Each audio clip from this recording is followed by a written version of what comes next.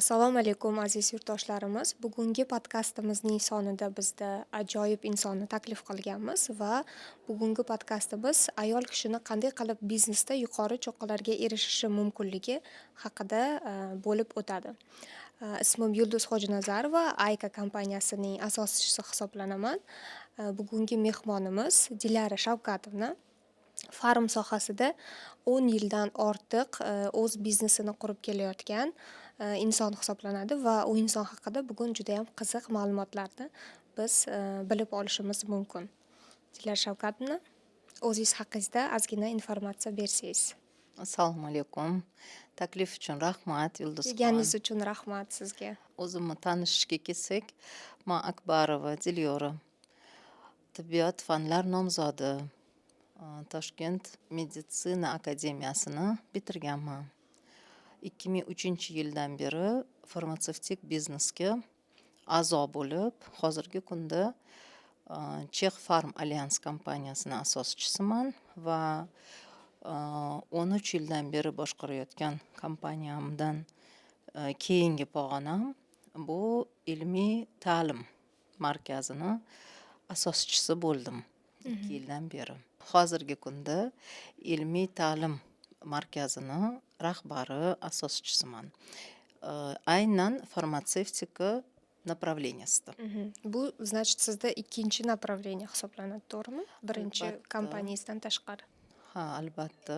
O'qitishdan oldin birinchi opit bo'lib olish kerak. Shu tajribani 2003-yildan beri eng birinchi mutaxassislikdan boshlaganman. Har bitta jarayonini o'zim o'tib, kam kustini bilib, og'ir yengillini tushunib, albatta o'qishimni samaradorligimni oshirib o'qishlar bilan, chet el o'qishlar bilan, onlayn, offlayn holatida o'qishlar bilan oshirib, natijalarim baland bo'lgandan keyin, albatta bu bilan endi ulashish niyatim bo'lgan. Oldindan 2024-yilda, yo'q, 2023-yilda ilmiy markazni ochishga qaror qildik. Bu yog'iga endi hamma farmatsevtik kompaniyalar rahbarlarini birlashtirib, yo'nalishni yana ham yaxshilash uchun, yana ham to'g'ri olib borish uchun shu maqsadda ilmiy ta'lim markazini ochishga qaror qilingan. Mana siz meditsinani bitirgan ekansiz. O'zingiz nima sababchi bo'lgan sizga farm sohasiga все-таки o'tishingizga? Meditsinani bitirgan paytingiz. Meditsinani men o'zi 7 avlodim mediklardan chiqilgan. Albatta hech kim nima deydi, tasavvur ham qilmagan biznesga o'tib ketishim mumkinligini. Hamma meditsinada ishlashgan. Hamma meditsinada vrachlar, mani dodalarim, babushkalarim hammaligi vrach bo'lishgan. Onam vrachlar, xolalarim vrach. Может быть, все-таки bitta bo'lgandir biznesmen. Bo'lishi mumkin, albatta. Aytmoqchimanki, shunaqangi paytga to'g'ri kelib qolingan, bizani institut bitirgan davrimiz platniy meditsina paytiga o'tilgan. Shu holat menga sal to'g'ri kelmay qolgan. Nima uchun? Biz bilasizmi, qanaqa holatda tarbiyali ko'rganmiz.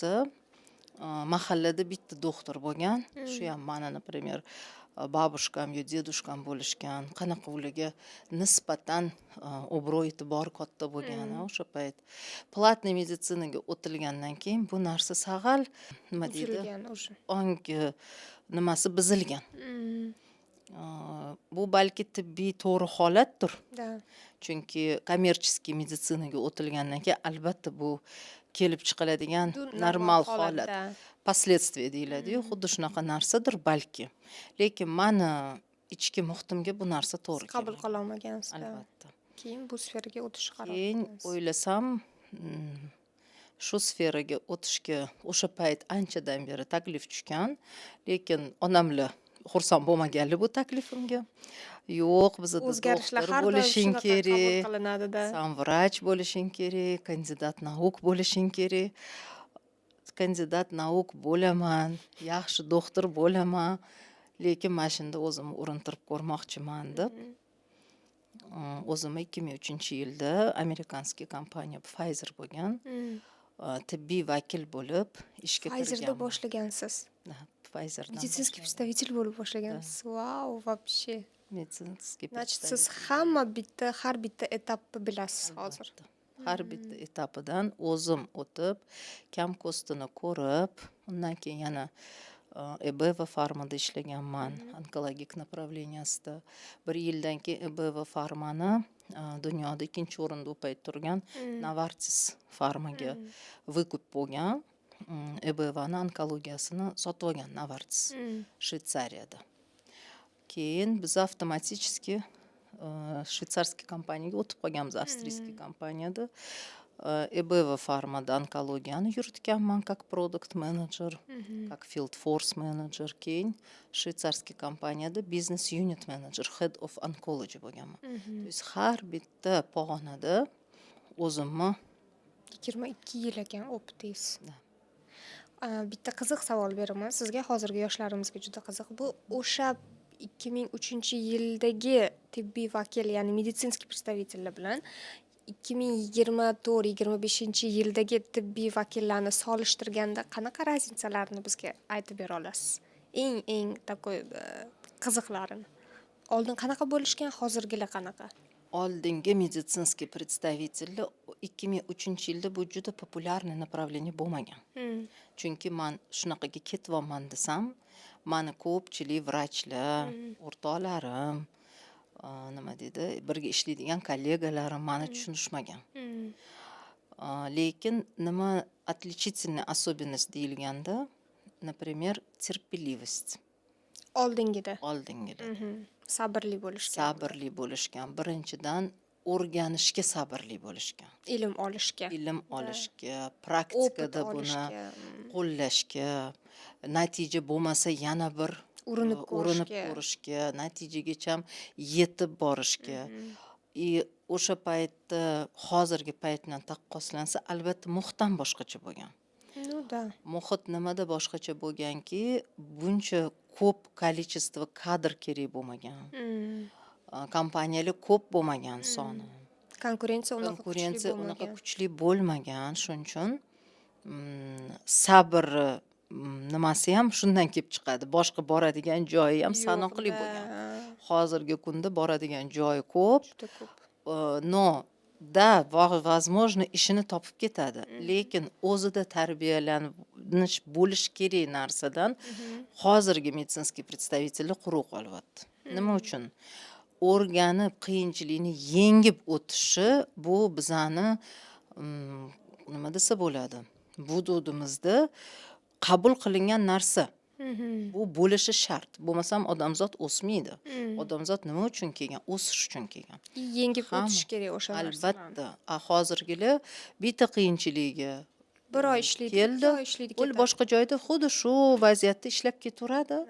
Xuddi shunaqa qiyinchiligiga o'tda ham teng kelsa, albatta yana orqaga qaytib, boshqa kompaniyaga bemalol qabul qilinib, hamma kompaniyalarga kadrlar juda ham defitsit hozirgi holatda, hamma sistemalarga yarashur. Xuddi bizda ham shunaqa, chunki farmatsevtika yo'nalishi juda ham rivojlanib ketyapti O'zbekistonda, zavodlar ochilyapti, kompaniyalar ko'payyapti, естественно. Kadrlarning defitsiti ham albatta boshqa sohalardan ancha baravar ko'proq hozirgi kunda. Shuning uchun oldingilardagi medpredstavitellarni maktabi ham boshqacha bo'lgan. Nimaga? Birinchidan ular qiyinchilikka moslashuvchan bo'lgan. Bu bir. Sabr, toqatli bo'lgan, bu 2. Albatta pozitivroq bo'lgan, chem hozirgi holat. Nimaga? Опять-таки tashqi muhitga hamma narsa bor. Hozirgilariga bitta vrach yo'q desa depressiyaga tushib ishga chiqmaydi уже. Albatta. Kechirasizlar, ishdan bo'shayman deydi. To'ppa-to'g'ri. Mana siz o'sha firmalarda ishingizni boshladingiz nechinchidir yil o'zingiznikini создавать, ya'ni yaratishga qaror qabul qildingiz, to'g'rimi? O'sha nechinchi yilda shunaqa решение qabul qildingiz? 2003-yilda meditsinskiy представитель bo'lib boshlaganimda men tushunib yetdim. Bitta rayon berilardi bizga. Men tushunib yetdim, что natijani komandani yaxshi ishlasa, komanda bo'lib yaxshi ishlasa, kompaniya natija ko'rishini. Keyin taklif berdim boshliqlarimizga, yana 2-3 o'zimga o'xshagan xodimlarni olsak, har bitta rayonda planирование qilib berdim. Shu holatga natijada olib kelsak, yo'q deysizlarmi desam, shu juda ham katta rahmat demoqchiman Pfizer rahbarlariga. Ular birinchi menda shu organizatorni nimasini ko'rib, tashkilotchiligimni ko'ra yetib, rag'batlantirishgan. yo'l qo'yib berishgan. Masalan, aytishligi mumkin edi-yu, yo'q, deyishdi. aralashma deb. Ular yo'q, shunaqa qila olasizmi deyishgan. Va ozgina vaqtdan keyin district manager degan lavozimni olganman. District manager degani Toshkent territoriyasida 5-6 ta meditsinskiy представительlar rahbari bo'lib qolgan. Hozirgi so'z bilan regionalniy menejer. Albatta, regionalniy menejer hozirgi kunda u payt district manager degan lavozim berishgan. Shunda men tushunib yetganman, qanaqa qilib, albatta izlanuvchiligim kuchli bo'lganiga o'rganib u paytda bunaqa internet yo'q. Bitta dona kompyuter ofisda turardi, hamma kechqurun kelib o'sha kompyuterdan kirib nimalardir topardi. 9-10 gacha qolib ketardik, bo'lmasam hech kim bizga majburlamasdi. Bitta xona qilib berishgan edi meditsinskiy представительlar uchun. O'sha xonada o'zingizga kerak materialni internetlarda qidirib, hozirgi holatda meditsinskiy представительlarga hammasini tayyor qilib berganilda ham nima deydi, qiyinchiliklar bilan kurashib kelishligi aynan mudoimi nima deyiladi, shunaqa holat. Qiyinchilikdan qochib ketishadi.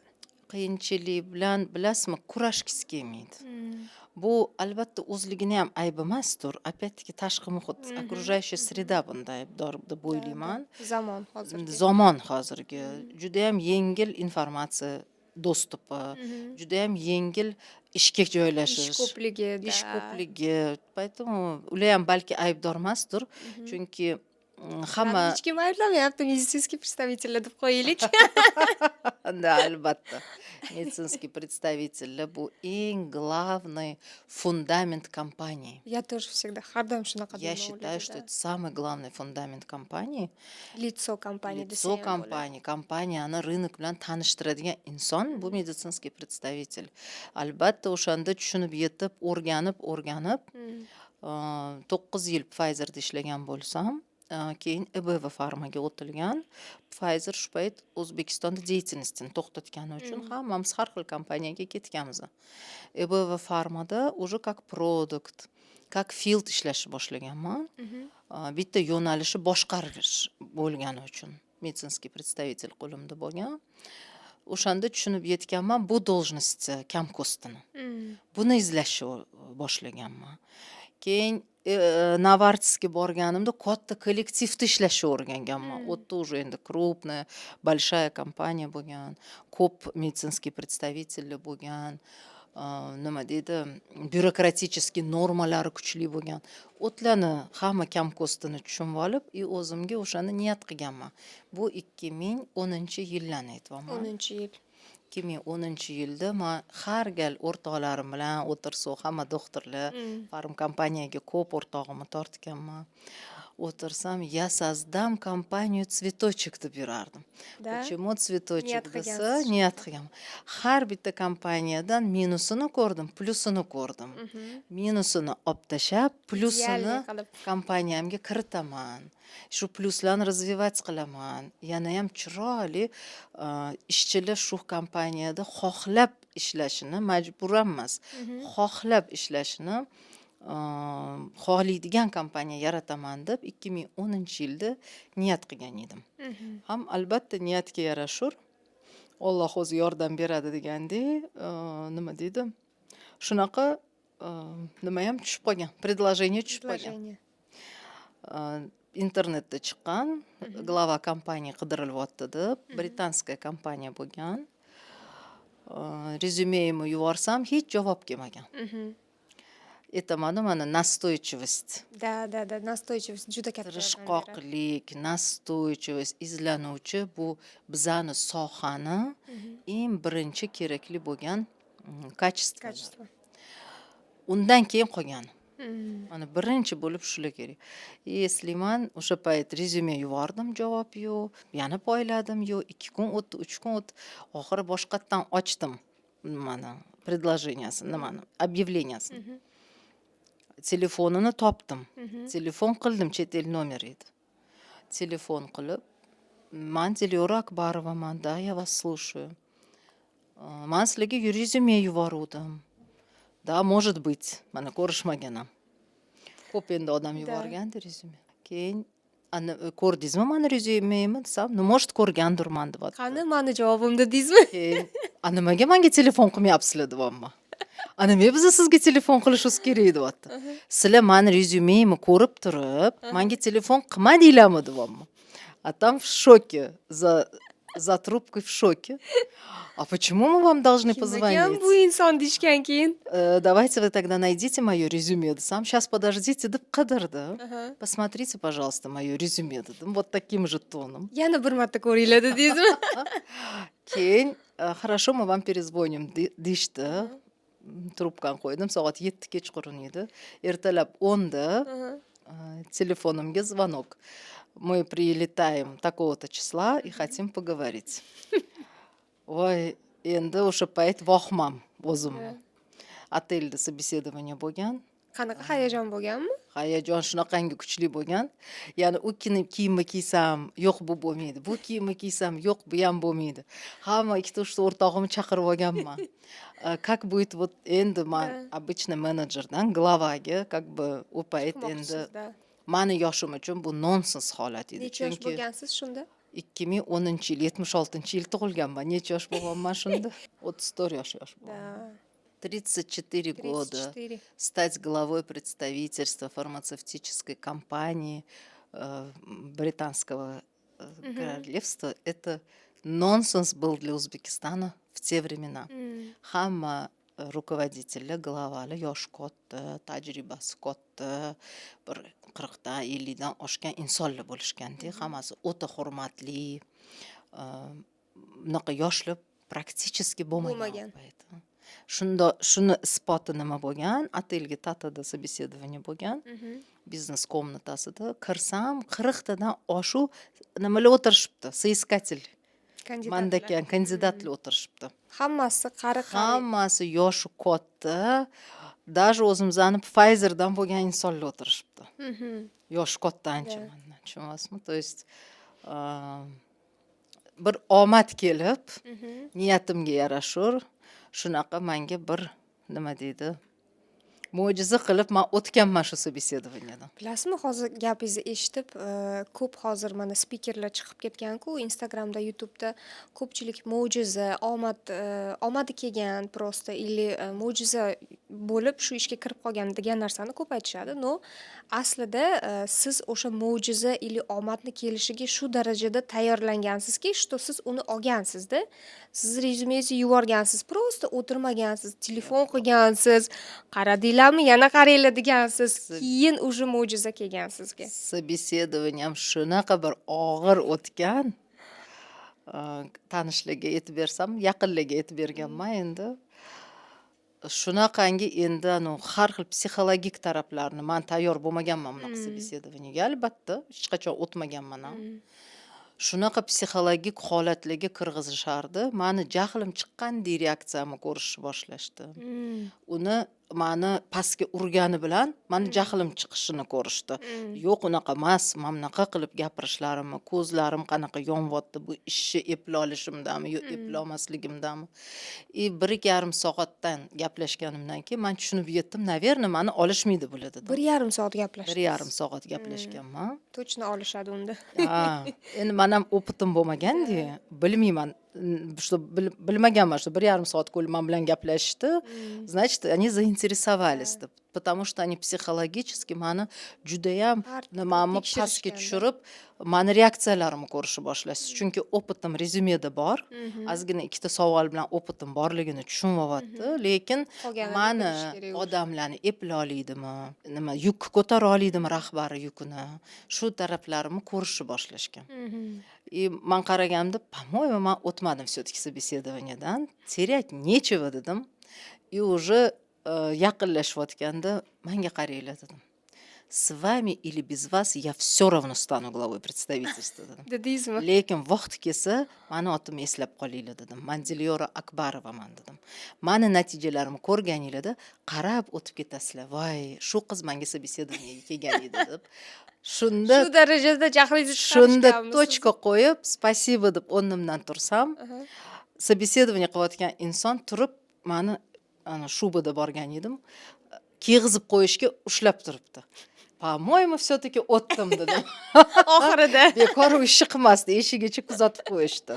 Da. Lekin nima deydi, juda ham hayotga katta shukronalar bildiraman. Menga shu rahbarlik imkoniyatini bergan kompaniya deb o'ylayman. И mani настоящий наставник deydi-yu, ustoz bu balki bilim bergandir. Beriladigan nima vakansiya, ну не вакансия, а вот звание, да, устоз. А он именно был наставником, да, который именно шаг за шагом меня учил быть rukovodителем. Mana shunga juda ham bir nima deydi, Hammaga hamda uchirilmaydi bunaqa. uchiravermaydi. Shuning uchun men shuni ko'rganim uchun men xuddi shunaqa eng kuchli mani xususiyatim bu yerda, men kopировать qilishga juda ham kuchliman. В каком плане? Yaxshi narsani ko'rsam, shuni yana ham chiroyli qilib o'zimda qo'llashga harakat qilaman. И men ularni nastavnichествolarini ko'rib, xuddi shunaqa o'zimni kompaniyamda hammani prinsipialno o'sha 2011-yil ochilgan bo'lsam, 10-yil oxirida yig'ganmiz kadrlarni. Birinchi kundan 100 ta kadr tushgan bo'ynimga. Birinchi kundan. 34 yoshman, tasavvur qiling. 100 ta prям. 100 ta odam qo'limga tushgan rahbarlik qilishimga. Albatta bu og'ir holat. Yosh inson uchun o'pitim bo'lmagan, maksimum 10 ta odam bilan boshqarganman. Lekin научись управлять 3 человеками, можешь управлять всем degandek shunaqa narsani tushunib, albatta menejerlar bilan upravlять qilishni o'rgandim. O'shanda bilgan hozirgi vaqtga to'g'ri kelmaydi. O'sha payt endi institut bitirganlarni olib kelinglar medpredstavитель qilib, o'zingizga mos qilib o'qitamiz deb men o'sha paytdan beri nastavnikman. O'sha hozir balki bizlar bilan ishlashmayapti ular, albatta, qancha vaqt o'tib ketdi. Lekin ular hamma qatga borgan bo'lsa, o'sha yerda hammasi успешный kadrlar. Hozir aytmoqchi edim, siz o'sha paytda nastavnik deb maqtadingiz-ku o'sha insonni, lekin hozirgi kunga kelib siz o'zingiz yoshlar uchun nastavniksiz. Shu 11-yildan beri baravariga menga nima o'qitishsa, men shuni to'g'rilab o'zimni kadrlarimga o'qitishga harakat qilardim. Menga maqsad qo'yishardi, yo'lini ko'rsatishardi. Men shuni ular bilan maqsadga erishish uchun bu komandni ish, bitta odam ishi emas. Shunaqa qilib natijaga erishishga harakat qilardik. Shuncha yildan beri mana background qanaqa sizda deyishsa, men 11-yildan beri Farm biznesda nastavnikman. Не только устоз, как dars beruvchi, teoriya bergan. Men именно точка A dan точка B gacha olib borib yurgan insonman. Siz menga kerak insonsiz. Mana shu narsaga bitta savolim bor. Bizni kompaniyamiz ham hozir yosh kompaniyalardan hisoblanadi va o'zimizning maqsadlarimizga qarab, xuddi siz aytgandek, juda ham ko'p provallar bo'lishiga qaramasdan nastoychiva yurishda harakat qilishda davom etyapmiz. Shunaqa bizga o'xshagan endigina o'zini oyoqqa turg'izmoqchi bo'lgan kompaniyalarga qanaqa maslahat berardingiz? Birinchisini eshitdim, bu nastoychivoy bo'lish kerak dedingiz. Siz bilan 100% согласна. Nima edi? Ну, согласна. Yana qanaqa maslahat bera olasiz shunaqa kompaniyalarga? O'rganuvchan, izlanuvchan. Albatta, hozir bilim juda ham kerakli kачество. Informatsiya olish mumkin, qo'llash hamma ham qo'llaydi. Farqi shunda. Informatsiyani olib, bilim olib qo'llash. Mana shu qo'llash joyi bizni o'rgatadigan joyimiz. Hamma kitob o'qiydi, lekin kimdir qo'lla oladi bu kitobni, kimdir qo'lla olmaydi. Biz 10 ta kitob o'qib qo'llaydigan instrumentlarni topamiz. Odam bitta kitobni o'qib o'shani даже 30% ni qo'lla olmaydiganlar bor. Bizani nima tsenniy joyimiz ham shu yerda. Naучно-образовательный sentrimizni eng kerakli tsenniy joyi O'zbekistonga mos holatida qo'llanishni o'rgatamiz. Ilmni. Eng kerakligi mana hozir yangi kompaniyada deyapsizlar, adaptivность juda ham kerak. Adaptivность под окружающую среду. Hozir chunki за одним изменение bo'lib yotibdi. Chunki dunyo tez aylanishni boshlagan, o'zingiz xabaringiz bor. Oldin izmeneniyalar, o'zgaruvchanliklar, внешний o'zgaruvchanliklarni aytyapman. Sekin bo'lar juda ham. Sekinroq bo'lardi. 1 yilda 2 3 ta o'zgaruvchanlik. Hozir bitta o'zgarishga o'rganolmasindan oldin adaptatsiya ikkinchisi kelyapti. Ikkinchisi o'rganmasindan uchinchisi kelyapti.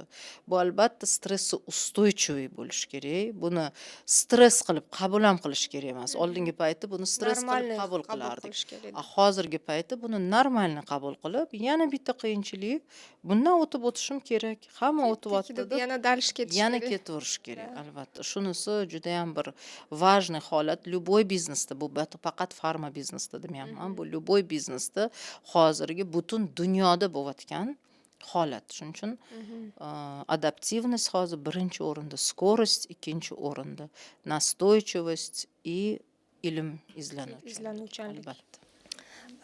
Mana hozir siz o'zingizni biznesda o'sish yo'lingizni gapirib berdingiz и men uchun juda ham qiziq bo'lgan narsa, o'zimni holatimdagi qiyinchiliklarni baribir bilmaysiz-ku, boshqa odamda ham shunaqamikan yoki faqat o'zimda shunaqamikan degan samneniyalar ko'p bo'ladi. Shunga sizni o'sha boshlang'ich yo'llaringizda sizga juda ham bir qiyinchilik bo'lib tuyulgan narsalar haqida gapirib bering. Nima sizga qanaqa desam ekan? O'sha narsalardan o'tish sizga qiyin bo'lgan. Qani препятствие deydimi, nima deydi? Farmatsevtический biznes bu faqat dori bilan ishlash biznes emas. Mendan yaxshi bilsangiz kerak. Bu odam bilan ishlash. Bu odamlar bilan ishlab, ularni bitta maqsadga siz bilan birgalikda bitta maqsadni qurib, shu maqsadga erishtirish. Buni yetkaza olish. Odamlarga yetkaza olish. Bular bilan bitta maqsadga единомышленник deymiz. Mana единомышленник qilishingiz uchun juda ko'p vaqt ketadi. Chunki ularni nimasi, maqsadi, kompaniya maqsadi bilan bir bo'lib olish kerak. Ular единомышленник bo'lib olishi uchun, to'g'rimi? Bunga juda ko'p vaqt ketadi. Buni ichini bilishingiz kerak. Odamlarni. Inson bilan nima o'zgarish miyasida bo'lyapti, hammasini ko'rishingiz kerak. U paytlar HR menejerlar bo'lmagan hozirgi holat. O'zingiz bo'lgansiz hammasida. Hammasida o'zim bo'lganman. Nima eng birinchi men uchun nima deydi, stressga olib kelingan narsa, hozir bu narsa stressga уже olib kelmaydi, естественно.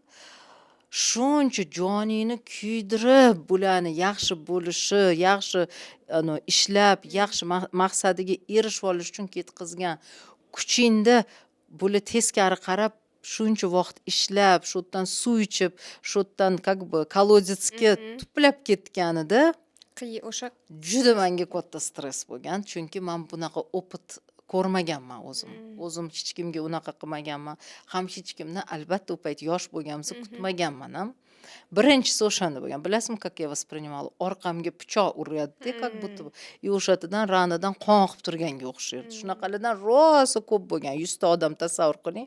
O'sha 100 tadan 20 ta qolgan oxirida. 5 yil o'tgan, 3 yil o'tgan, qancha jon kuydirib, qancha vaqt ajratib, nafaqat ish jarayonida, oilaviy jarayonida qatnashganmiz. Juda ham bir yaqin bo'lib, shu ham bir xato bo'lgan, скорее всего. Bunaqa bo'lish ham balki kerak emas bo'lgan u payt.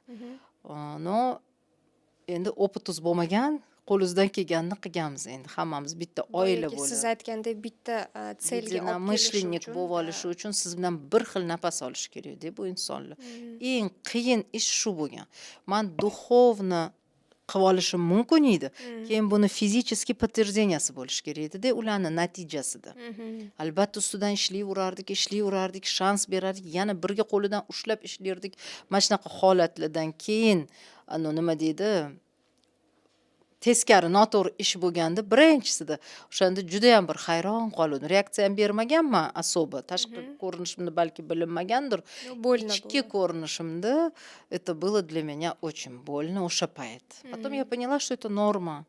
Это абсолютная норма, как вот тогда мой учитель Прям сказал. ichimdagilarni gapirib berdingiz hozir. Человек ищет там, где хорошо, рыба там, где глубоко. Shuning uchun biz bunga влиять qila olmaymiz. Hammani o'zini glubinasi bor, hammani o'zini хорошоsi bor. Biz unga влиять qila olmaymiz. Lekin men o'shanda niyat qilib tushunib yetdim. Shunaqangi qilishim kerak kompaniyani strukturasini. Mana shundan keyin men stроитель kompaniya bo'lib oldim. Kompaniyani org strukturasini shunaqangi quraman. Shu yerdan ketgisi kelsa ham ketolmaydigan qilishim kerak. Degansiz o'zingizga. Ha, ham ketishim kerak, lekin ketgim kelmayapti deydigan qilishim kerakligini tushunib yetganman. Ham shuni hozirgacha o'zimizning kompaniyada har bitta shuni kvadratikini tekshirib, показательlarni tekshirib, sinab ham ko'raman.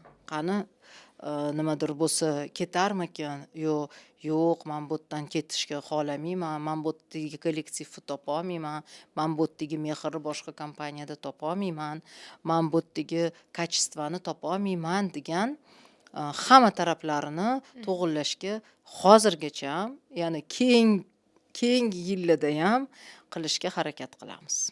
Necha marta shans berasiz ishchilaringizga? Oldingi paytli yaxshigina shans berardik. 3 martadan ko'pmi? 3 martagacha. 3 martagacha. Hozir Hozirgi skorostga to'g'ri kelmayapti. shans kutib o'tishga Oldin masalan aytvaman-ku, mana olsam, hozir maktabni institutni bitirgan, hech qayerga bormagan, bizilmagan fikrlashi, svejinki kadr olaman derdim. O'zim o'qitib olaman derdim. Vaqt позволять qilgan o'qitishga. O'qitib u natija bergunicha 9 oy kerak. Hozirgi zamonda xuddi shu 9 oy kerak, lekin siz poyla olmaysiz. Chunki juda ham tez natija kerak. Konkurensiya juda ham baland. Oldingi paytda bitta konkurentniy dorimiz 5 ta bo'lsa высокая konkurensiya hisoblanadi. 5 ta konkurent bo'lsa. 5 ta konkurent bo'lsa. Hozirgi payt 5 ta bo'lsa низкая konkurensiya. Hozirgi payt. Voy, kam ekan deyshadi 5 ta. Konkurent kam ekan deydi. 4 ta dona konkurentim bor, men 5-chisiman deydi. Oldin 5 ta konkurent bo'lsa, bu nima deydi, strah bo'lardi. 5 ta konkurent bordi. Shuning uchun hozirgi zamonda 0 dan olish нецелесообразно. Yoki mana shuncha bizani naучно-образовательный centrimiz o'qitib beryapti.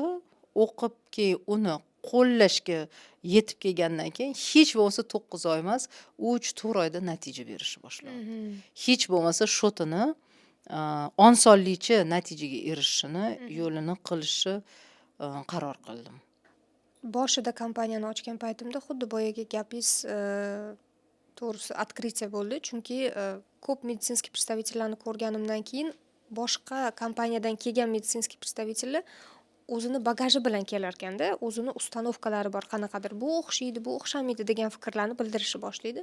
Shunda o'zimga o'zim opiti yo'q, xuddi siz aytgandek свежий, ishlashni xohlagan, energiyaga to'lgan studentlarni olaman faqat dedim.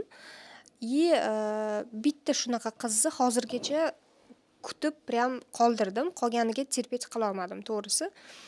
Chunki o'sha qizni potensialini ko'rdim rezultati bo'lmasa ham keyinchalik bo'lishini ko'rdimda o'sha qizda.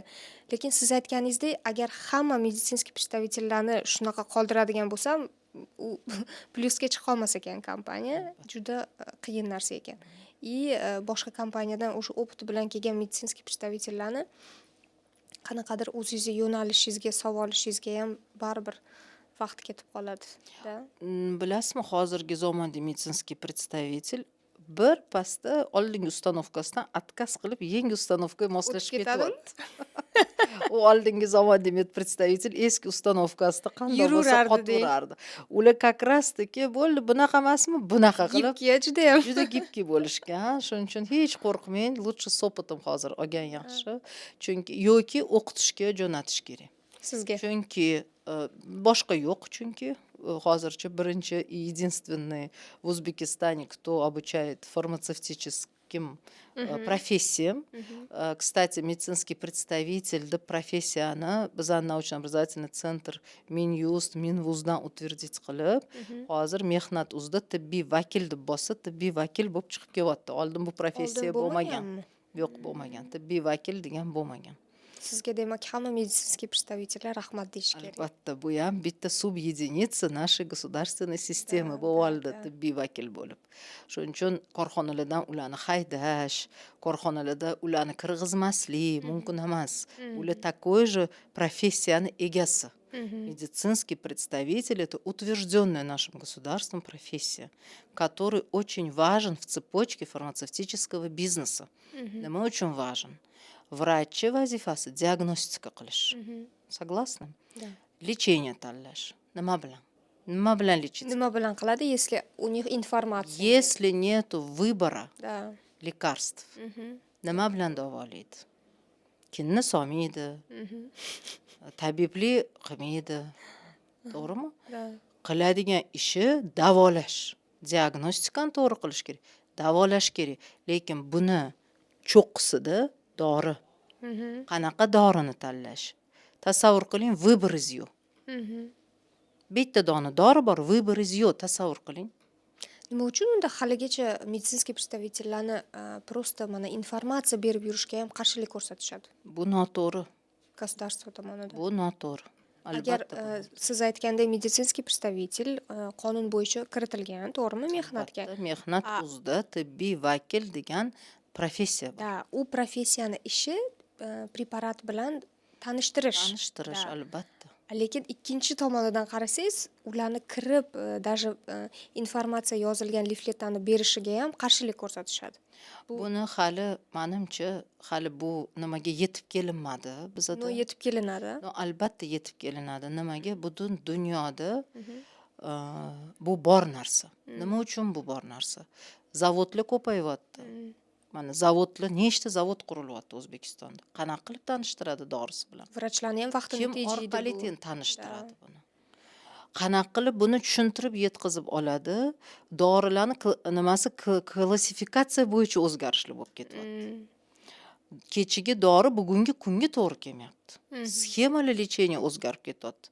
Vrach davolasinmi? Chuqur izlanish bilan shug'ullansinmi? Diagnostikani yaxshi qilsinmi? Patsientga vaqt ketkazsinmi? Qaysi birini qilsin? Bizani часть в медицинском здравоохранении в том, что мы помогаем врачам выбрать Vыбор qilishga. правильное лечение, правильные препараты, донести Енге информацию, что сейчас в mире вот такая тенденция. Hozirgi kunda bu molekulada уже bundan ham yuqori darajadagi molekula chiqdi deb. Xuddi boshqa sohalarga o'xshab farm biznes sohasi juda ham tez rivojlanyapti. Kechagi sxema lecheniya bugungiga to'g'ri kelmayapti.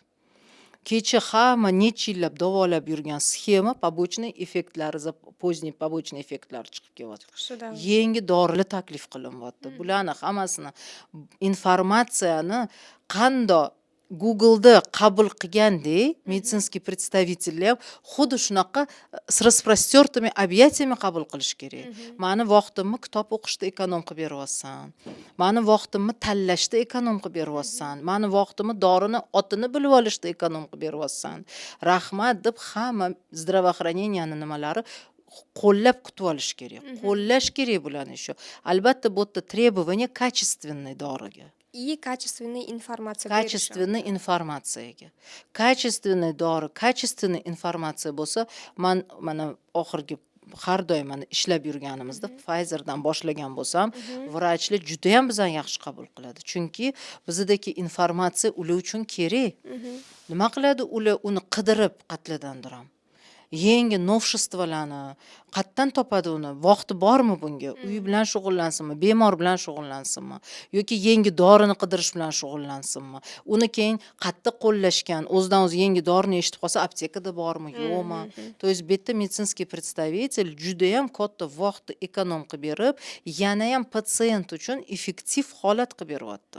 Patsient tezroq davolashiga qiziqqan organ farmatsevtическая компания. То есть врач и фармацевтическая компания bu bitta звено, которое заботится о пациенте. Buniyam maqsadi, vrachlarni maqsadi забота о пациенте. Buniki ham. Farm kompaniyani ham maqsadi shu, забота о пациенте. Patsient effektivniy lechение olish kerak, za korotkое время davolanib olish kerak. Hammaga chunki ishlash kerak, rizqini topish kerak, oila boqish kerak. To'xtab turishga vaqti yo'q hozirgi To'xtab turishga vaqt yo'q, kasal bo'lishga vaqt yo'q, tez oyoqqa turib oladigan holat bo'lishi kerak. Shuning uchun mani fikrim bu birgalikda ishlanadigan ikkita kasb. Juda ham bir-birovsiz yasholmaydigan kasb bu. Buni tushunib yetish kerak hamma. Buni hamma tushunib yetish kerak.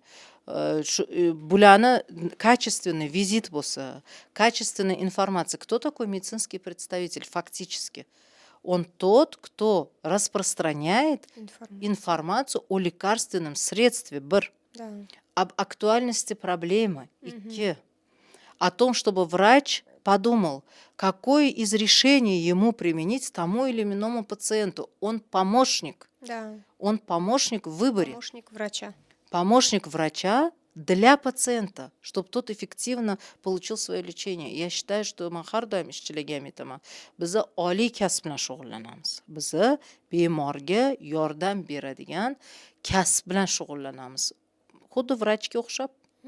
Bizani klient patsientimiz kim? Bemor. Bizani asosiy maqsadimiz nima? Bemorga yordam berish. Bu eng oliy kasb. Eng oliy kasb, buni hamma anglab yetish kerak deb o'ylayman.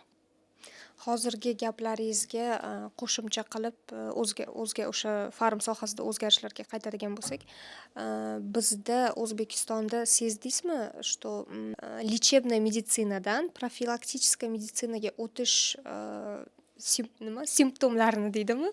Masalan, hozir chet elda Yaponiya или Xitoy, Amerikalarda ko'pchilik vitamin и badlarni qabul qilishga o'tib ketgan desa ham bo'ladi, ko'proq protsent. Bizda ham o'sha narsa endi boshlanib, qancha vaqt ichida biz ham shu darajaga yetib olamiz deb o'ylaysiz? Bizda ham juda ham tez bu rivojlanyapti. Farm soha именно profilaktika, metafilaktika deyiladi. Kasallikni oldini olish. Xalq hali hammasi ham yetib bormadi hali bunga. Nima uchun? Chunki tushuntirish jarayon juda past уровеньda. Juda sust. Профилактика важнее, чем лечение. Оно дешевле, чем лечение. Оно безопаснее, чем лечение. Shu hali jayam massiva informatsiyaga ega emas. Shuning uchun ham og'riq bo'lgandan keyin bemor tezroq vrachga murojaat qiladi. Lekin hozirgi kunda O'zbekistonda asosiy lechebniy batlar rivojlanyapti. Lechebniy deganim dori bilan faktichески maqsadi bir, faqat dozasi kichkina. Dorini masalan bir mahal ichsa, bularni 2-3 mahal ichish kerak. Bu lechebniy batlarga kiradi, lekin общий batlar ham bor. Bular общий organizm sistemasini ushlab turuvchi batlar. Bunga hali yetib kelinmadi massiva. Lechebniy batga xalq o'rgandi. Nima uchun? Birinchidan, lechebniy batni baribir ham vrach назначать qiladi, chunki dozasini подобрать qilib berish kerak baribir ham. Lekin nimasi qulay? Безопасность bo'yicha. Dorini har doim baribir ham побочный effekti bo'ladi. Bitta organni baribir ham tuzatsa, ikkinchi boshqa organlarga zarar teg'ishi mumkin. Batlarda bu narsa yo'q. Shuning uchun bu rivojlanishga garantiya. Nima uchun? Chunki безопасности juda ham yuqori darajada. Doridan ko'ra. Birinchidan dorini qo'rqmasdan hech kim qo'llamaydi. Даже обезболивающийni ham 1-2 kun qilib qo'llashadi. Maksimum batda unaqa xavf yo'q.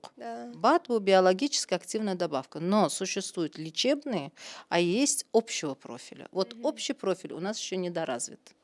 Но aptekalarga kirsangiz уже bor. Общего профиля. Уже sekin xalq tayyorlanyapti. Menimcha, ближайший 5-10 yilda ancha, lekin bu yerda mediaga bog'liq deb ham. Mediaga, vrachlarni tushuntirishiga, vrachga kim tushuntiradi buni? Albatta farm kompaniyalar tushuntiradi buni. Vrach bemor bilan kontakt vrachda. Farm kompaniyada yo'q bemor bilan kontakt. Bemorga faqatgina tushuntirib beradigan единица это врач. Да. Поэтому врач должен быть гиперинформирован. Врач должен понимать, что профилактика, и он понимает это, а теперь он должен знать, что лучше назначить, Мгм. какой продукт лучше назначить. Man har doim mana bir xillarda zamena aptekada gapirishadi-ku, Да, farmatsevtlar. farmatsevtlar заменять qiladi. Man judayam farmatsevtik biznesni bilasizmi qanaqa? Он саморегулирующийся бизнес. Мгм. Он саморегулируется. Вот как и любые в рыночной экономике бизнесы, вот farm-biznes yoshligimdan hamma o'zgarishni ko'rsangiz, yana orqaga qaytadi yoki to'g'ri yo'nalishga tushib oladi, chunki bu samo o'zini regulировать qiladigan biznes hisoblanadi. Nima uchun? Mana, например, aptekada zamena очень активно qo'llanyapti. Да. Ahamiyat bersangiz, aptekada заменять qilish judayam bir modniy yo'nalish bo'lib qoldi. Trendda hozir. Man masalan, как ekspert qarshiman bunga. Mhmm. Nima uchun? Nima uchun? Kim lecheniyaga javobgar? Vrach javobgar. Врач javobgar. Mhmm. Если врач выписал то или иное лекарство, Mhmm. например, он почему это выписал? Опять-таки, потому что доверяет этому лекарству, Mhmm. потому что у него опыт есть применения этого Использовал, лекарства. да. У него есть доказательства безопасности этого лекарства. Мгм. И он знает, что пациент получит положительный результат. Результат. За сколько дней даже знает. Мгм. Вот врач-то гарантированный эффект. Ko'ryapsizmi 5 ta показатели aytyapman. Мгм. Врач-то гарантированный эффект лечения ketyapti. Мгм. Забота пациента bormi? Bor. Теперь пациент идет в аптеку, а в аптеке ему дают совсем другое название этого лекарства. Да, ну состав один и тот же. Состав может быть одним и тем же. Конечно, он может быть одним и тем же. Мгм. Где он произведен? Как он произведен? Врач не знает? Мгм. Не знает. У него нет опыта этого применения? Нет опыта его применения. Он не несет гарантию за Нет. этот препарат? Не несет. Не несет гарантию. Теперь скажите мне, кто несет гарантию за эффект лечения? Ответственность. Уже никто. Вот. А потом кто плохой? Врач. Врач, который назначил неэффективное лечение. Qarang, bu lecheniyaga nisbatan shu narsa to'g'ri deb hisoblasak, menimcha to'g'ri bo'ladi. Masalan, bo'ladi-ku, odamlarni o'zi kelib aptekaga shunaqa bo'ldi, nima rekomendovat qilasizlar degan momentlar ham bo'ladi. U paytda farmatsevt o'zini qanaqa tutish kerak? Berishga haqqi bor deb mana o'ylaysiz? farmatsevtlarda hammada ekran bor o'zi. Mm. Probni ochib ko'rganman aptekani. Shu vaziyatni to'g'irlash uchun. Ekrani patsientga qarab turgan bo'lish kerak. 5-6 xil varianti turishi kerak. Narxi bilan, strana производителя bilan, dozasi bilan. Пациент tanlab olsin. Мгм. Ответственность на ком теперь, когда Пациент. пациент выбирает? Patsientda. На пациенте. Теперь пациент выбирает, Мгм. но не провизор. То есть provizor podskaska berishi ham noto'g'ri deb hisoblaysiz. Mana mashina deb o'zgartirib berishi noto'g'ri. O'zgartirib Tanlab berish kerak. Tanlashi patsientga, ответственности patsientga tashlash kerak. Mana xuddi shunaqa manani nepatentovanный naзванияsi, mana bir xil, mana bu strana производитель, mana bu yerda narxlari. Мгм. Tanlab oling. И patsient o'zi tanlashi kerak. Patsient o'zi tanlashi kerak. Vrachga to'g'ri kelmayaptimi по каким-то показателям? Balki narxi to'g'ri kelmas, balki tam oti to'g'ri kelmas, endi o'zi tanlaydi unisini. Врач провизор emas. Он не может нести эту ответственность. Hozir любой провизорdan so'rang, san nести ответственность qilsanmi bemorga? Ular Bittasi ham narsani ham qilmaydi. tushunmaydida. Ular Tushuntirish kerak buni. предлагать qiladi, lekin lecheniyaga mas'uliyatni oldim deb hisoblamaydi-da ular. Ну, продали и продали. Так. Вот здесь то, что нужно обучаться. Да. Вот здесь нужно, они на себя берут ответственность Мгм. эффективного лечения. Если с ним что-то случится, кто виноват будет? Kim Врач скажет, я тебе этого не назначал. Мгм. Вот если, вот представьте себе, назначили антибиотик с названием X. Мгм. Этот заменил его. Да. Y продали. Y продали, тот пришел, получил реакция. Мгм. Кто виноват? Врач скажет, я тебе это не назначал, ты сам принес. Но как теперь он обратится сюда, а провизор может нести эту ответственность? Нет. Нет. Он готов нести эту ответственность? Нет. Он даже не знает об этом. Он даже не знает о том, что он теперь несет ответственность. Да. За каждый замененный продукт он несет ответственность за эффективность лечения. Грамотные врачи qaytarib yuboradi. Bor unaqa vrach. Bor, gрамотный врачlar qaytarib yuboradi. Aptekarlar o'dag'aylab, nima siz именно shuni aytyapsiz Deyishadi. deyishadi vrachga. Men javobgarman deydi. Men bu lечениyaga javobgarman deydi. Ko'pchilik shu paytda bilasizmi qanaqa fikrga boradi? Даже знакомые tanishlarim ham telefon qilishadi-da. Mana vrach shunaqa dori yozdi, aptekaga bordim, lekin vrach yo'q, uni olmagin, именно shuni olgin dedi. Значит, bu firma bilan ishlasa kerak degan gapni ko'p aytishadi. O'sha narsa informatsiya to'g'ri yetkazilmaganligi uchun shunaqa fikrlar paydo bo'ladi deb o'ylayman. Albatta hamma nimaga duch kelsa, hammasida o'ziz aybdor biza. Aybi o'zizdan qama qidirish kerak. Nimaga? Mana firma bilan ishlarkan deb gapirilyapti, to'g'rimi? Endi patsient ham xuddi provizorga o'xshab tushunmaydi bu holatni. Da.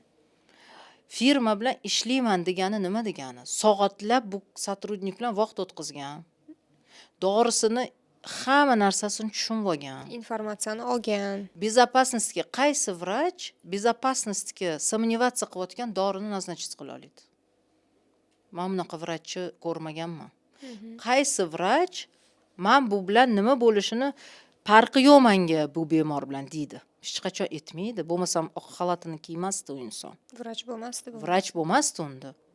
Tushunasizmi? Shuning uchun bu yerda vrach firma bilan ishlarkan degani, bu значит dorisini, hamma narsasini, побочный effektini, farmakodinamika, farmakokinetikani tushunib olgan holatida. Ma'lumotga ega degan. Uni последствияsiga tayyor bo'lgan holatida. Bunga men garantiya nesti qilaman, sen tezda va безопасно davolana olasan degan holat bo'ldi. Vrach kompaniya bilan ishlayapti deyilgandi. Lekin albatta minus taraflari, конечно, может быть, bor, но это опять-таки окружающая среда. Вопросы рынка, Да. которые во всем мире существуют.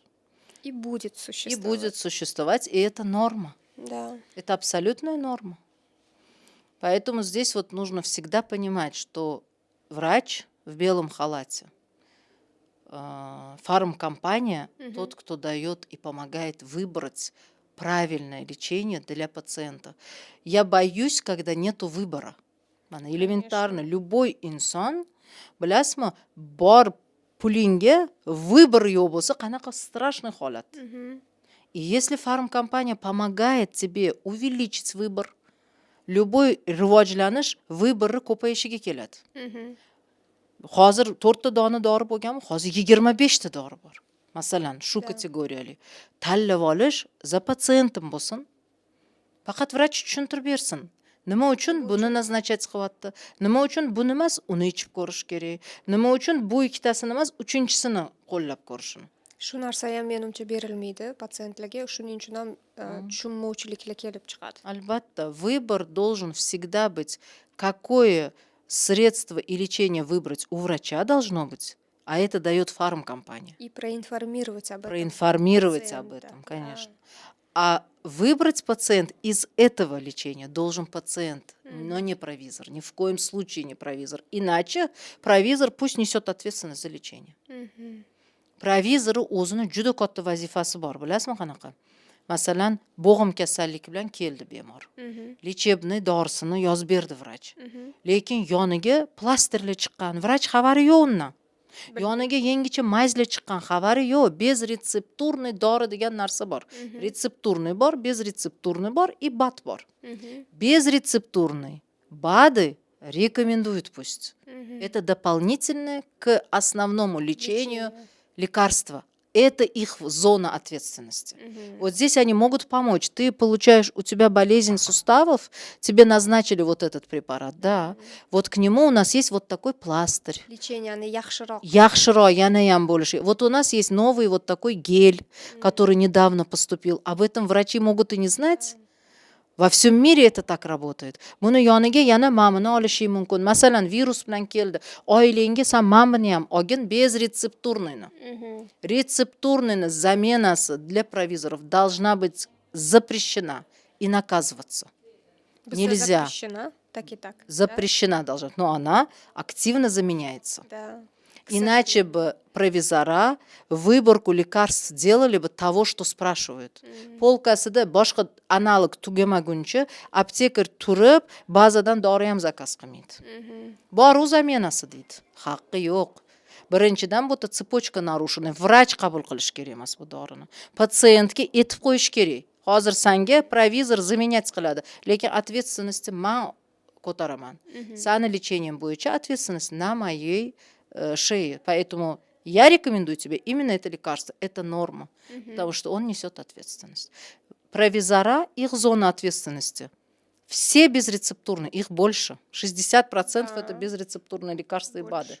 Вот там в этом сфере пусть работают. Пусть они четко знают, где что применять, учатся. Они мини-врачами должны стать провизора, чтобы рекомендовать к одному лекарству следующее лекарство. Второй, да. Что они должны понимать, схему лечения должны понимать. Бунгеям, научно-образовательный центр, да, biz o'qitamiz. Я провизор нового поколения degan programmamiz bor. Mini konsultant qilib chiqaramiz o'tdan. Har bitta kasallikni tushuntirib, har bitta kasallikka yana bu doriga, yana yoniga nima dorilar rekomendatsiya qilishlarini o'rgatib olib boramiz. Ham material beramiz.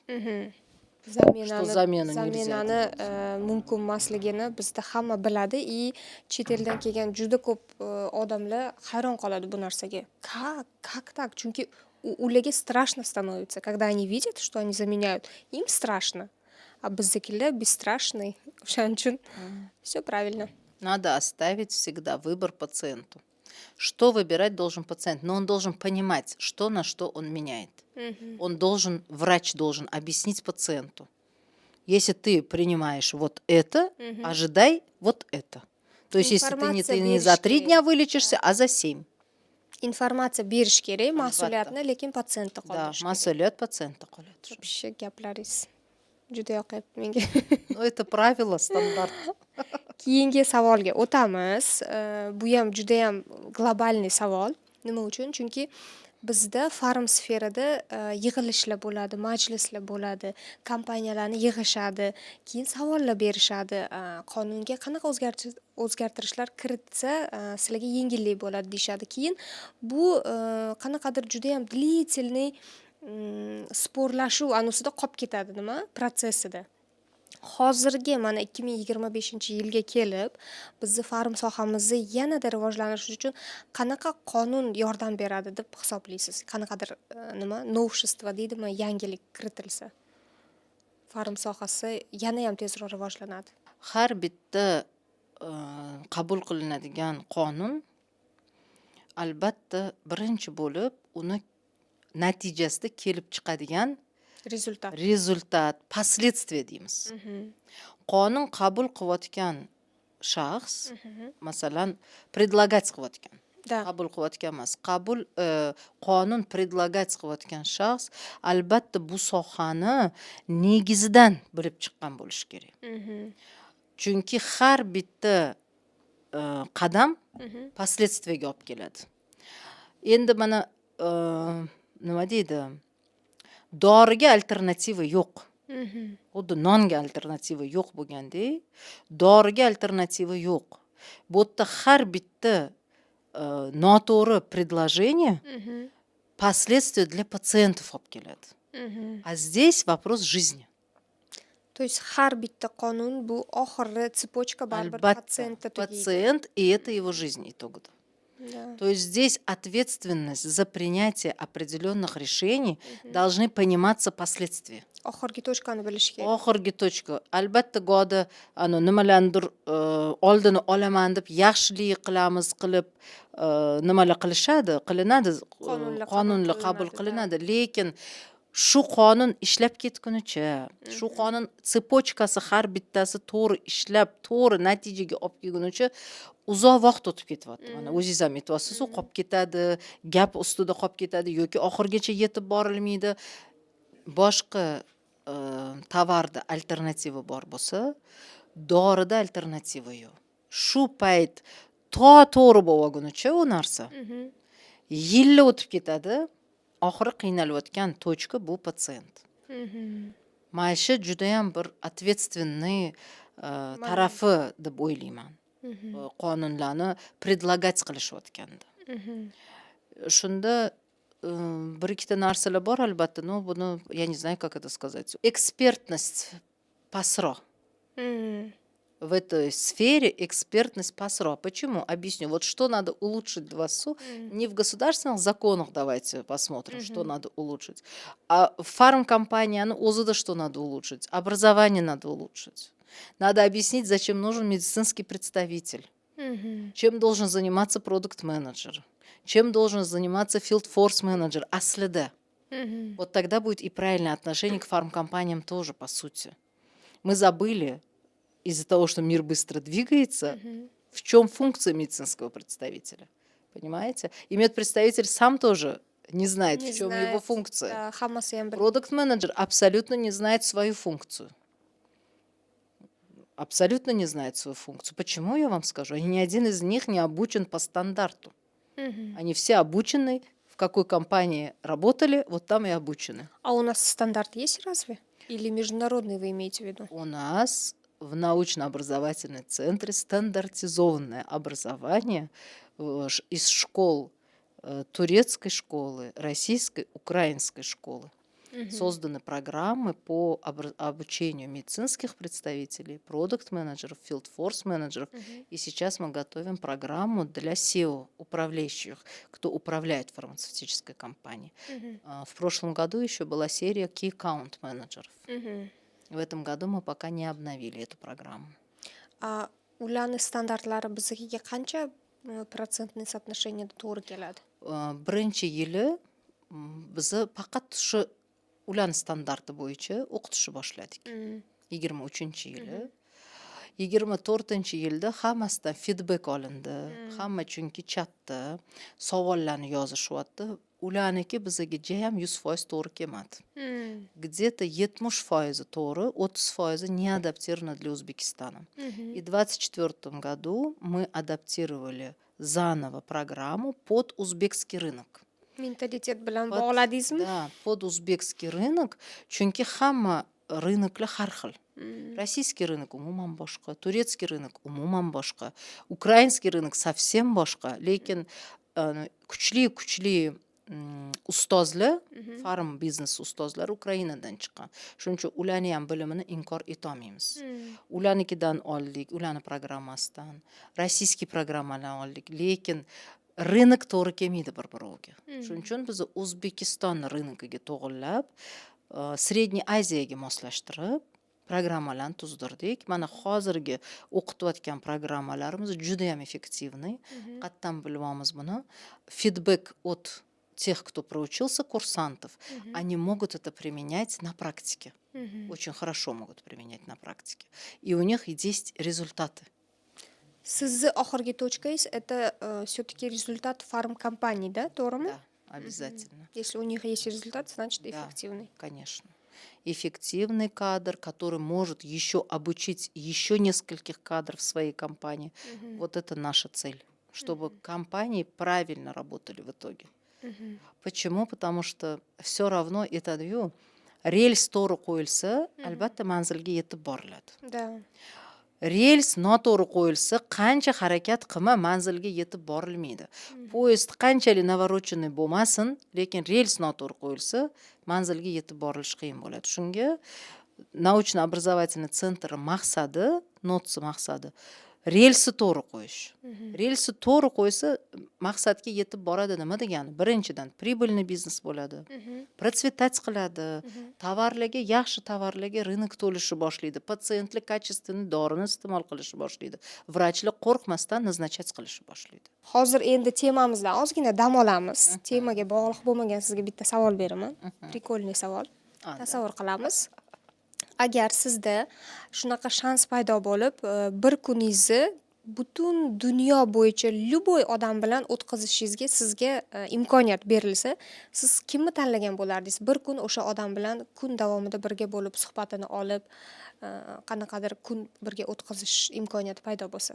Mana bunaqa savollarga birinchi kelgan fikrni aytish kerak-da o'zi Aha, albatta. keting. Onamlar deb aytardim. Onangizlar. Albatta. Chunki shu cho'qqiga yetib kelishimga Mm, eng katta o'zlarini вложение deymiz-ku, qilgan inson bu onamlar. Yoshligimdan menga shu nimani tuyg'ularni, qanaqa yashash kerakligini, ichimda tsenностьlarni formirovать qilgan inson bu onamlar deb o'ylayman. Hozirgacha nima qiyinchilik bo'lib miyamda aylansa, qiyinchiliklarimni onam bilan emas albatta, boshqa yaqinlarim bilan hal qilarman. Lekin et bermagunimcha bitta ham qiyinchiligim hal bo'lmaydi. Borib etib berasiz, hal bo'lib ketadimi? Qo'ynimdan chiqarib shu bitta duolarini qilmagunlarcha yana ham voy bolam hammasi o'tib ketadi. Mana shu tinchlantirib mani o'zimni yana relsimga qo'yib qo'ymagunlarcha men xotirjam bo'lmayman. Shuning uchun albatta hozir nima deydi? G'animat vaqt o'zi g'animat bo'lib qolgan. Ish ko'p, kompaniyalar ko'p, bizneslarimiz ko'p. Shuning uchun men o'ylayman, что bir kun atalgan vaqtim bo'lsa, shu onamlarga bag'ishlagan bo'lardi. Qanaqa qilib onangizlar bilan bunaqa munosabatga erishgansiz? Masalan, ko'p onalar tomonidan shunaqa narsalarni uchratganmiz. Muammolaringizni aytib bersangiz, ili qanaqadir risklarga bormoqchi bo'lsangiz, ular все-таки sizni nima desam ekan, komfortniyda joyda olib qolishga, obligatsiya qilishga harakat qilishadi. Ili yoshligingizdan shunaqa bo'lgan munosabatlaringiz? 10 yoshimdan shu 10 yoshingizdan. mas'uliyatni sezishni boshlaganman. Ham onamlar bilan ko'p mana aytadi-yu, успешен тот человек, который умеет визуализации делать. Da. Mana shu 10 yoshimda vizualizatsiya qilishni boshlaganman. O'zingizdan o'zingiz. O'zim U payt mana unaqa kurslar onam bo'lmagan-ku. yo'q, kurslar bo'lmagan, hech narsa bo'lmagan. Shu onamlar bilan gaplashib, suhbatimiz uzoq bo'lib, biza kartinka будущего-ni chizib o'tirardik. Kelamiz. Shuni chizib, shuni привычка bo'lib qolgan menga. Shu faqatgina yaxshi, chiroyli hayot, shunaqangi bo'ldi, chizganimdan ortiq hayotni nasib qildi. Erishdingizda. Erishildi, albatta. Sizga повезло. Nasib qildi. Bunaqa ona bilan.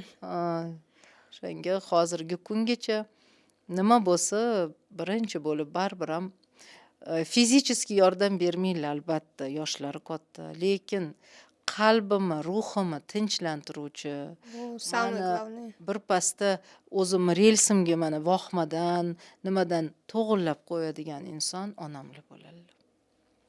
Juda ham ta'sirlanib ketdim sizni gaplaringizdan. Keyingi savolim, u ham sal temadan tashqariroq. Mana masalan sizda shuncha biznes, oila, hammasini baribir nima desam ekan, garmoniya, hozir garmoniyani yaxshi ko'rishadi-yu, hamma trenddagi so'z. Shunaqa hayotda olib ketishda, ikkalasini ham parallelni olib ketishda baribir stressli situatsiyalar bo'ladi, to'g'rimi? Mana birinchi yo'li aytib o'tdingiz, onangizlar bilan gaplashsangiz, sizda уже душевное спокойствие paydo bo'ladi. Yana qanaqa yo'llardan shu nima foydalanasiz o'zingizni shu stressli holatdan yaxshi holatga tushirib olishga? Men bu to'g'risida juda ham chuqur o'rganganman. Har bitta yo'nalishlarni qo'llab ko'rganman. Aytmoqchimanki, hamma kuch birlashuvda. Birlashuvda. Mana oilaga nisbatan kimdadir сложность bo'lsa, bolalaringizda, o'zingizda сложность bo'lsa, shu yaqinlaring ruku об ruku. Mana shu so'zni juda ham yaxshi ko'raman. Послушали, bizda hech qaysimizda atrofimda insonlarda sekret bo'lish kerak emas deb o'ylayman. Mana bitta holatni bekitish kerak emas deb o'ylayman. Bekitadi qachonki доверять qilmaganda, последствиясidan qo'rqqanida. Baribir ham shilo в mishke не утаишь. Baribir ham yorilib chiqib keladi. Shuning uchun men har doim aytaman. Nima deydi? Ochiq oydin hammasini aytish kerak, любой сложности. любой qiyinchilik. Shuning uchun men oilada za stolom bizada hamma bolalarimiz biznesga ham o'rgangan. Ужин paytida обсуждать qilamiz. Qaynbo'yinlarim bilan oldin o'tirardik, qaynatam, qaynanamgilar bilan hamma сложностьlarni обсуждать qilib, но вот рука об руку hamma сложностьdan o'tib ketilardi. Bilasiz, что yoningizda sizni tushunadigan, sizni borligingizcha qabul qiladigan, sizga har doim yordam berib yoradigan insonlar bor bo'lgani uchun. Shuning uchun men o'ylayman, hamma ruku об руку tursa, сложностьlar o'tish ancha yengil bo'ladi. Kritika holatlari bo'lmaganmi sizlarda? Oilada bir-biringlarni kritika qilish holatlari. Bo'lishi mumkin kritika. Albatta, nima deydi? Обсуждение paytida kritika ham bo'ladi. Но men har doim ishchilarimga aytaman. O'zim shu pravilo bilan yashayman. Hech qaysi situatsiyada birovlar aybdor emas. Nima situatsiyaga nima situatsiyaga yo'nalgan bo'lsang, birinchi bo'lib oynaga qara. Aybni o'zingdan top. Shuning uchun kritika bo'lishdan oldin hamma bo'lgan situatsiyani aybini o'zingiz bo'yningizga olamiz. Men shotini noto'g'ri qildim. Men bitini noto'g'ri qildim. Men botini noto'g'ri qildim. Shuning uchun shunaqa bo'lgandir. Endi men buni to'g'rilasam, albatta yaxshi holatga yana qaytib kelinadi deb, bunga yosh bolalarimizdan tortib hamma kattalargacha o'rganilgan. Shuning uchun kritikani biz o'zimizga birinchi beramiz. Atrofdagilar nabarot bizani yo'q, unaqa emas, ne sen aybdor bo'lasan? Yo'q, unaqa emas, men bu bo'lmaganda shunaqa bo'lmasdi qilib, nabarot yoningizdagilar siz aybdor emassiz deb turishadi. Chunki biz hammamiz уже o'rganganmiz bunga. Har bitta ishchini o'rgataman. Если у вас сложность, посмотри в зеркало. Найди там причину и поправь ее. Shundagina сложностьdan odam o'ta oladi. Sizga, значит, sizni oilangiz bilan, окружениеңiz bilan juda ham nima desam ekan, повезло, omadi chopgan insonlardan ekansiz, chunki ko'pchilik oilalarda boshqalarni emas, даже oila a'zoni ichidagi bir-birini kritika qilib, ili qanaqadir ideya berganda, maqsadlari haqida gapirib berganda, ularni qo'llab-quvvatlamaslik holatlari juda ko'p uchraydida bizda. Men O'zbekistonda aynan. Sizni hozir eshitib, juda ham nima desam ekan, omadli insonligingizni yana bir marta tushunib yetdim. Bu savoldan keyingi savolimiz u ham sal nima desam ekan, boshqacharoq. Mana masalan, farm sohasida hozir preparatlarni и batlarni растительный sostavga qarab yo'nalishini ham kuzatishimiz mumkin. U juda ham krupniy emas, ko'p emas, lekin kichkina bir qanaqa desam ekan, liniya уже paydo bo'lgan. Chunki o'sha Yaponiyaga yana qaytadigan bo'lsak, ili Kitayga qaytadigan bo'lsak, juda ko'p eshitganman, ularda insonlar уже vrachlarga kamdan-kam juda ham bir kritik holatlarda borishadi. В основном aptekalarga borib, o'zlari erkin, siz aytgandek, o'zlari tanlab, ili farmatsevt bilan maslahatlashgan holda o'zlariga o'sha har xil batlarni tanlab olib, sog'lig'i haqida g'amxo'rlik qilib yurishadi.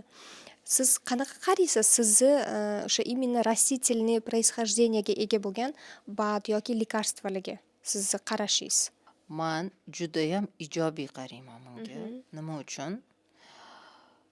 Растительный sostav hozirgi kunda juda ham rivojlanib ketyapti. Ba'zi bir texnologiyalar bo'yicha doridan ham kuchli ta'sir qilishi bor. Lekin farqi безопасный. Безопасность ko'proq bu yoqda. Безопасность. Lekarstvadan ko'ra, химический sostavdan ko'ra, travяной sostavlarni nanotexnologiya bo'yicha qilishyapti. Aktivatsiyalar hozir ishlatishyapti kuchli. Shunaqa paytda buni darajasi ta'sir qilish darajasi kasallikka juda ham yuqori, doridan ham kuchliroq ta'sir qiladigan holatlarga duch kelyapmiz. Shuning uchun лекарственное направление deymiz и растительными средствами deymiz скорее. Растительные средства в дальнейшем shu liniyasi albatta kengayib boraveradi. Chunki birinchidan vrachga borishi shart emas har gal priyom qilishi uchun. Ikkinchidan, ta'sir qilinayotganda organga ta'sir qilgani bilan boshqa organni zararlanmaydi. Bu eng katta положительный tarafi rastительный sostavlarni. Uchinchidan, bu effektivность. Uchinchidan effektivность. Nanotexnologiyalarni yordamida растительный составlar дают такой же эффект, как и лекарственные составы. Не во всех нозологиях, конечно. Но в тех, которые сейчас вот мы наблюдаем, это очень хорошее направление demoqchiman. Rastительные sostavы. Sizni fikringiz bilan 100% qo'shilaman. Именно shuning uchun ham bizni kompaniyamiz shu направленияni tanlagan. Boshida aytib o'tganimdek, endigina dunyoga kelgan desa ham bo'ladi, kompaniyalardan biri bo'lib, kelajakka qarab intilganda, kelajakda все-таки odamlar baribir kamroq zararli rastительный sostavga ega bo'lgan produktlarga moyil bo'ladi deb o'ylayman. To'ppa-to'g'ri, albatta. Shunaqa bo'ladi, chunki vыбор за пациентом deymiz. Mana hozir ahamiyat bersangiz, shunaqa aptekalar chiqyapti. Как supermarketda o'zing tanlaysan. Chochingni yaxshilab olish uchun, jigarni tozalash uchun. Mana shunaqa dorilarni rastительный sostavlari chiqqan. Bu oldindan ham Ibn Sino davridan rasteniyalar juda kuchli xususiyatga ega albatta. И ulardan effekt chiqarish намного сложнее, чем doridan ximический sostavni qildirib olish. Bu yerda qanaqa nima deydi, hisob kitobi ham og'ir dorida. Nimada? Rastительный sostavda hisob kitobi ham og'ir. Nimasini? Vеществоларni. Lekin kelajagini kelajak bor rastительныйda, juda ham katta kelajak bor. Bugungi siz bilan bo'lgan suhbatimizga sizga juda ham katta minnatdorchilik bildiraman. Oxirgi уже podkastimizda oxiriga o'zingiz qanaqadir послание или nimadir yetkazib qo'ymoqchi bo'lsangiz, bemalol hozir озвучить qilishingiz mumkin. Shu bilan biz podkastimizni yakunlaymiz. Undan tashqari yana bir narsani juda ham xohlardimki, sizni ko'rib, hozir siz prям realniy, nima desam ekan, nastoящий nastavniksizda hozirgi yosh ayollar uchun именно bu. Juda ham menga ham o'sha nastavnichество tomonidan ozgina yordamingiz tegsa juda ham xursand bo'lardim. Sizga nastavnik bo'lishingizni iltimos qilaman shu podkastda. С удовольствием dedi bajonida. Albatta keling. Nima aytmoqchiman, hozirgi kunda ilmiy markazimiz farmatsevtika yo'nalishida, aynan farm kompaniyalarda har bitta kasbni standartizovanный bilimlar bilan o'rgatishga yo'naltirilgan. Shuning uchun xohlardimki, bilasizmi, natijada qanaqa bo'lishini xohlardim. Kompaniyaga rezyume tushganida diploming bormi, sertifikating bormi shu sentrga, xuddi dorini garantiyasini so'ragandek, bilimingni garantiyasi bormi deganida men juda ham faxrlangan bo'lardim. Bo'ldi, mana sen notsda o'qib kelibsan, seni bemalol ovuraman. Seni уже bilimingni birinchi bo'lib etikani o'rgatamiz. Birinchi bo'lib muloqotni o'rgatamiz. Ertaga bu kompaniyaga muammo olib kelmasligini o'rgatamiz. Keyin to'lqa qolgan hamma elementlarni to'g'irlaymiz. Chunki lichniy kачество hozirgi kunda eng birinchi kerakli narsa. Shuning uchun xohlardimki, albatta nastavnik qilib tanlaganingizga ham men juda ham xursandman. Keling, biz обязательно o'qitib beramiz. Ishchilaringlarni o'qitib beramiz. Hamma shu kasb imkoniyati bo'ldimi, как kasb рассматривать qilish, shu kasbni endi nima deydi, mustahkam egasi bo'lib olishini tavsiya etardim. Rahmat sizga bugungi suhbat uchun. Shu bilan biz unda podkastimizni tugatamiz. Спасибо. Главное, чтобы вам все там понравилось.